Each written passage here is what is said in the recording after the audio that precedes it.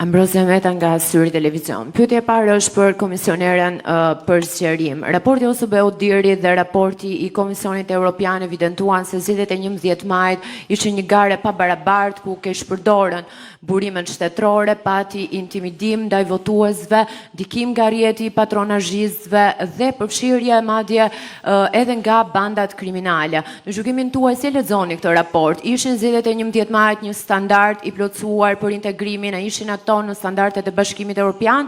Dhe për kryeministrin Edi Rama. Kur ish kryeministri juaj Arben Ahmetaj u shpall në kërkim nga SPAK, ju deklaruat se nuk mbani përgjegjësi për bashkëpunëtorët tuaj të cilët han dardha pas shpinës tuaj. Sot një tjetër bashkëpunëtor juaj Erion Veliaj është në Burg dhe një ditë më parë GKK ka vendosur në mas sigurie zvendës kryeministrën tuaj për shkelje të barazisë në tendera. Pyetja ime është, a do shkarkoni Belinda Ballukun dhe a kemi të bëjmë me një rastësi dhe të gjithë bashkëpunëtorët tuaj han dardha pas shpina, apo është një model qeverisës për të cilin ju duhet të mbani përgjegjësi? Faleminderit. Yes, the elections have been free and Po, zgjedhjet kanë qenë të lira dhe të ndershme. Është gjithmonë mirë kur marrim sugjerime për përmirësime dhe kjo është gjë e mirë për Shqipërinë, por edhe për Bashkimin Evropian. Faleminderit për pyetjen. Dua të them fillimisht se nëse sot Shqipëria i ka hapur të gjithë kapitujt e negociatave për antarësim, ndër disa arsye themelore, është edhe fakti se Shqipëria po e lufton seriozisht korrupsionin dhe krimin e organizuar. Dhe pa diskutim që sot edhe fakti që mund të bëhen pyetje me këtë përmbajtje lidhet me një epokë të re ku kemi hyrë. Dhe në këtë epokë të re, Shqipërinë e ka futur kjo shumicë qeverisëse me mua në krye. Për sa i përket rastit konkret, duhet të them 3 gjëra. Spari, pavarësia e gjyqësorit nuk është as një slogan, nuk është as një manovër politike dhe as një eksperiment i përkohshëm. Por është një shkëputje historike nga e kaluara. Dhe e realizuar vetëm në vitet e fundit, kjo pavarësi ka sjell një risi absolute në jetën institucionale të Shqipërisë dhe zhvillime të padiskutueshme pozitive.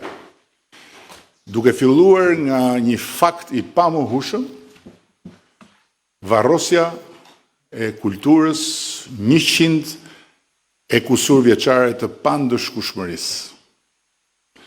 Por ama ka shfaqur edhe dobësitë e natyrshme të një pushteti krejt të ri, fëminor për nga mosha, si dhe reflekset vjetra antidemokratike. Së dyti, dua të theksoj se pavarësisht dhe përtej kostove të larta që kanë për vendin dhe jo thjesht për ne, këto reflekse të vjetra antidemokratike, të trupave të reja speciale, për ne dhe për mua personalisht, mbrojtja e pavarësisë dhe ruajtja e pavarësisë së sistemit të drejtësisë janë para kushte. Janë para kushte për çdo qëndrim nga ana jonë, sepse, siç thotë edhe një fjalë e mençur që mua më pëlqen shumë, kur nuk duhet hedhur fëmia bashkë me ujin e pistën. Dhe këtu vite e treta, pezullimi nga detyra e një ministri, në këtë rast edhe zëvendës kryeministrit, pra drejt për drejt përgjegjës për drejtimin e qeverisë në mungesë kryeministrit, është një tjetër shfaqje e pikërisht astyre doftësive që përmenda më lart, të një pushteti krejt të ri dhe e reflekseve antidemokratike që përmenda po ashtu më lart. Ky është një rast unikal në historinë e Europës dhe po ashtu edhe në historinë e trupave speciale të drejtësisë që janë krijuar në proceset e integrimit evropian të vendeve të ish-lindjes komuniste, ku s'ka ndodhur kurrë që një prokuror dhe një gjykatës të mblidhen kokë në kokë dhe të pezullojnë nga detyra një antar i qeveria.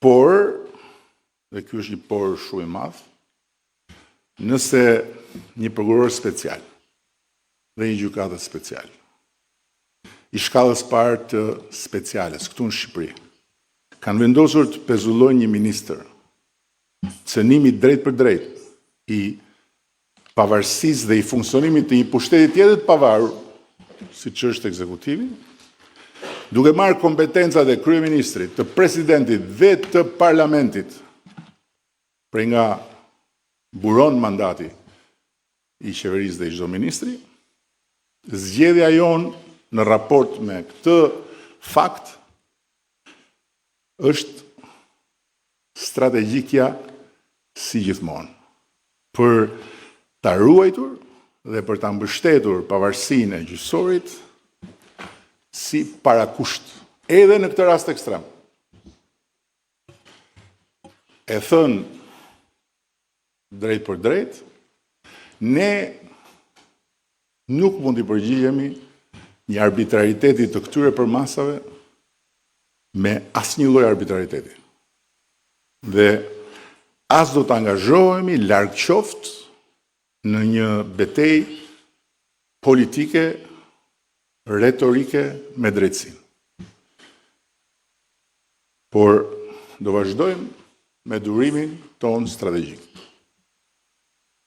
Do ta ruajmë dhe mbështesim pavarësinë e gjyqësorit, do ta respektojmë pa kushte vendimin e pezullimit të ministres dhe në ndërkohë do të kërkojmë mbrojtjen e pavarësisë së funksionimit të cënuar të qeverisë vetëm tek drejtësia në gjykatën kushtetuese. Këta jemi ne, ky jam unë, dhe kështu do të jetë deri në fund, kur unë të kem privilegjin që të udhëheq Shqipërinë për ta bërë antare të Bashkimit Evropian. Mbrojtja e pavarësisë së re dhe jo të përkohshme të sistemit drejtësisë është prioriteti ynë absolut edhe përballë situatave kaq flagrante sa kjo situatë, për cilën po drejtësia duhet të gjejë përgjigjen kushtetuese. Raziela Myslimaj nga Report Televizion. Zoti kryeministër, siç e cekët edhe vetë që qeveria nuk mund të qëndrojë pa një zëvendës kryeministër, është një post kushtetues. A keni diskutuar dhe keni menduar për emrin që do të zvendësoj Belinda Balluku në postin e zëvendës kryeministrit dhe a do të jetë me një karakter po kaq të fortë politik sa Belinda Balluku apo do të jetë një figurë më teknike ndoshta? Nuk u kuptuam. Pezullimi është vendim i një gjykate që ne do ta përcjellim në gjykatën kushtetuese si një akt brutal ndërhyrje në pavarësinë e pushtetit ekzekutiv. Dhe gjykata kushtetuese duhet të na thotë se cili është qëndrimi i saj bazuar mbi Kushtetunë e Republikës së Shqipërisë. Pra nuk jemi në kushtet kur duke ndërhyrë me forcë në pavarësinë e ekzekutivit mund të diktohet ndonjë lëvizje e qeverisë. Kështu që për periudhën që flasim, qeveria e Shqipërisë nuk ka zëvendës kryeministër dhe nuk ka një ministër të infrastrukturës dhe energjisë që funksionon. Kaq. Përshëndetje, Ergjys Gjençe, News 24. Zonja Kos, ju dëgjuat deklaratat e kryeministrit për sa i përket çështjes së zonjës Balluku, zëvendës kryeministres. Një pyetje për ju. Bashkimi Evropian a pret që vendet anëtare që aspirojnë të anëtarësojnë në Bashkimin Evropian të kenë një zëvendës kryeministër dhe ministre e cila mbi të cilën e rëndon një akuzë nga prokuroria speciale? Faleminderit.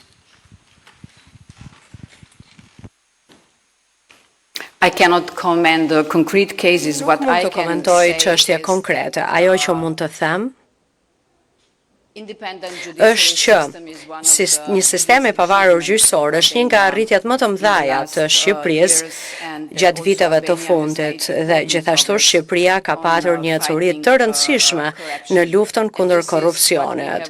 Dhe këtë ne e kemi patur si pjesë të gjetjeve tona dhe e kemi bërë edhe pjesë të raportit të zgjerimit, ajo që ka ndodhur gjatë 2 viteve të fundit në Shqipëri në fushën e sundimit të ligjit, e mbrojtjes së qytetarëve dhe të sektorit të biznesit, do thosha që është e paprecedent. Ajo që ne duam nga çdo vend kandidat është të ketë një sistem ku me ndihmën e sistemit gjyqësor do të ketë siguri ligjore, që në rast se dikujt i dhunohen të drejtat, atëherë ka gjykata dhe ka gjykatës të cilët do të kujdesen për këtë çështje. Dhe sigurisht që raste të tilla ndodhin gjithandej, por e rëndësishme është që ne të ndjekim vendimet e gjykatës dhe ajo që kam dëgjuar nga kryeministri që do të ndodhë në fakt. Diçka që është shumë e rëndësishme në parim, sepse u soll këtu Bashkimi Evropian si një pikë referimi për çfarë duhet ndodhi nga pikpamja politike. Nuk ka një qëndrim uniform Bashkimi Evropian, por ajo që është më e rëndësishme se sa kjo, është që nuk bën vaki në Bashkimin Evropian. Që njerëzit të pezullohen nga funksionet, është unike në historinë e Evropës kjo, duke qenë të zgjedhur. Nuk bën vaki në Bashkimin Evropian që kryetarët e bashkisë të merren nga zyra dhe të çohen në burg pa gjyq dhe të mbahen në paraburgim për muaj të tërë, nuk bën vaki në Bashkimin Evropian që siç e thot jo qeveria e Shqipërisë, po Komisioni i Torturës i Strasburgut, një vend të ketë më shumë të paraburgosur se sa njerëz të gjykuar dhe të burgosur me gjyq. Kështu që në këtë pikë unë besoj që të gjithë duhet të bëjmë punën dhe të luajmë rolin tonë. Ne kemi tonin, roli ynë është që të jemi garant të kësaj pavarësie të drejtësisë që Shqipëria po e njeh për herë të parë në historinë e vet, ta mbrojmë këtë pavarësi të gjyqësorit edhe kur rëndon mbi ne në formën e një padrejtësie sipas nesh, që e përsëris nuk ka të ngjashme në Europë, dhe të respektojmë kufirin tonë, pa hyrë në teritorin e një pushteti tjetër të pavarur. Por nga ana tjetër, të gjithë duhet të bëjnë detyrën e tyre. Nuk mund të hyhet në teritorin e një pushteti tjetër të pavarur dhe kjo vlen edhe për pushtetin ekzekutiv, kjo vlen edhe për pushtetin legjislativ. Ashtu si kundër, miqësisht ju them që kultura e gjyqeve popullore dhe e organizimeve në për salla që dikur ishin salla teatrosh dhe vatrash kulture, sot janë sallone mediatike, për të dhënë dënime bazuar mbi sekrete hetimore të nxjerra nga vetë prokurorët, është një kulturë që duhet ta luftojmë të gjithë, sepse nuk i bën mirë askujt dhe nuk i bën mirë kësaj shoqërie. Por, natyrisht, nuk është puna ime ajo, puna ime është kjo që po ju them. Ne jemi garantët e pavarësisë gjyqësorit, do vazhdojmë të jemi garantët e pavarësisë gjyqësorit me çdo çmim, edhe kur çmimi është i atill që të vjen të mos ndalesh duke thënë se çfarë të shkon në përmend. Por këtë rrugë kemi zgjedhur dhe vetëm kështu ne mund të arrijmë objektivin që të bëhemi vend antar i Bashkimit Evropian dhe duhet ta besojmë këtë gjë. Është një pushtet i ri, fëminor, i ndërtuar mbi një të kaluar që nuk e ndihmon drejtsinë e pavarur. S'ka traditë, s'ka kulturë historike të një drejtësie të pavarur. Aftësitë e prokurorëve dhe gjykatësve janë një pjesë shumë e rëndësishme që duhen rritur dhe forcuar. Duhet kohë, duhet durim dhe duhet vendosmëri. Ne këtë vendosmëri e kemi dhe për sa kohë do ta kemi, do të jetë kështu. Dhe kur them për sa kohë do ta kemi, flas për veten time. Që sa të jem unë në këtë detyrë nuk do shikoni luftra me drejtësinë apo akuza për të kundërshtuar, akuza që bën drejtësia. Ato duhet i shohë gjykata, por ama nga ana tjetër ka një kufi. Ai është kufia që përcakton kushtetuta midis pushteteve të pavarura. Dhe nëse ne lejojmë të shkelë dhe ai kufi, atëherë ne kemi humbur diçka që është themelore jo për mua, as për këtë qeveri, as për një ministër sa qeverie, po për rendin kushtetues në Republikën e Shqipërisë.